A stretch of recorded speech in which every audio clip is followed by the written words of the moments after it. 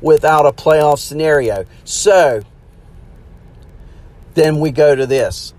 Which players, fantasy owners who have already drafted like me, decide I'm not going to play in 2020 and they're off the fantasy radar, and where we have players not playing, that creates opportunity for others. What if Mike Trout doesn't play in 2020? What about Joe Adele? More fantasy relevant, would not you agree? If Blake Snell does not play in 2020, Brendan McKay, more fantasy relevant and important in 2020. So where players may opt out, Bryce Harper has talked about not playing. What about Roman Quinn in Philadelphia? And I know we've talked about Roman Quinn not only here on my show. Lenny's talked about him. Other people on the network have talked about Roman Quinn or Jay Bruce, and those players become much more fantasy relevant if the stars of today elect to not play this year. I find it hard to believe, though, that a player is going to give up, even making a third. Okay, take Bryce Harper, who's making $30 million a year. He would make a third of that, which would be $10 million. Are you going to tell me that Bryce Harper is going to punt on $10 million? And here's what I've got to imagine. People who make that kind of money in our today's society also have debts and obligations and spending habits commensurate with that type of income.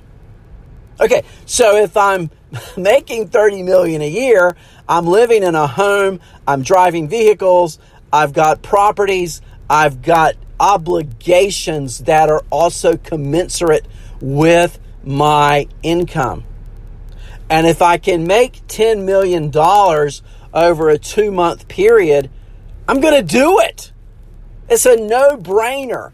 I think the players, I've said this all along, ownership as well, I think the best thing you can do in these type situations is keep your thoughts, keep your ideas in the four corners of a room where you're negotiating, and don't bring them into the social media realm. Once your thoughts and ideas hit the social media realm, oh my gosh, it's like mildew in a tub. It grows like quickly. You know, think about when Blake Snell makes his comments, how quickly that became the news of the day. Bryce Harper's comments, Mike Trout's comments, all because of social media. Look, guys, take ownership, take the players, go into a private room, hash this out. I got an idea. Don't leave the room until it's resolved. Don't let anyone out of the room until we have an agreement. Then we go public. Then we state it. If players then want to talk about it, that's their business, right? I just question the wisdom of that. Of course, we're talking about kids, right? We're not talking about people my age, Lenny's age. We're talking about 20-year-olds who haven't had the life experiences, who forget or don't think about what I say right now may have long-term implications. It may impact my next big contract. Most of the youth of today, the 20-year-old, the millennials, they post without thinking about repercussions. And for every action, there is a reaction.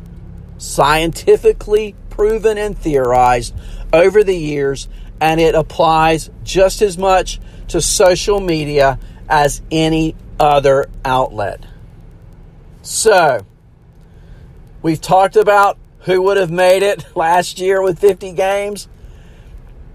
That's why this year, not only in reality but in fantasy, it's not a marathon. It is an all-out 50-yard dash sprint. You've got to get players who can help you immediately, fantasy-wise. You've got to take a risk, if you will. Who are some players? We've talked about them before, like a Jonas Cespedes, like a Howie Kendrick, who may DH and have a much more significant role than ever before. I think you have to put a player like that, not a lot of them, a Dylan Carlson. I think you have to put one or two of them on your roster because you're going to hit gold in 2020 when in other seasons you would have never picked them up off of the waiver wire. I tell you, two pitchers, I like these long relievers. We've talked about them. I love Lugo. I love the Padres bullpen as a whole. I think you can see pitchers in San Diego pitching in roles and in lengths that you might not otherwise have seen. Take a look in your league at who's available in those situations. Drew Pomeranz has been talked about a lot. Julio Urias for the Dodgers and that bullpen. And are the Dodgers glad now? Are they? I don't know. You look at the construction of the Dodger team and you can talk about, oh my gosh, we can start with, say, Dustin May, who now I think is very much fantasy relevant. We can talk about, well, we've already mentioned Urias. How about Ross Stripling? I think Ross Stripling is now a big player in fantasy baseball this year. For the Dodgers, he's going to be key. He's going to log those extra innings. So the Pomeranzes, the Lugos, the Striplings, who might not have been so fantasy relevant, now I think are huge. We'll talk about this some more.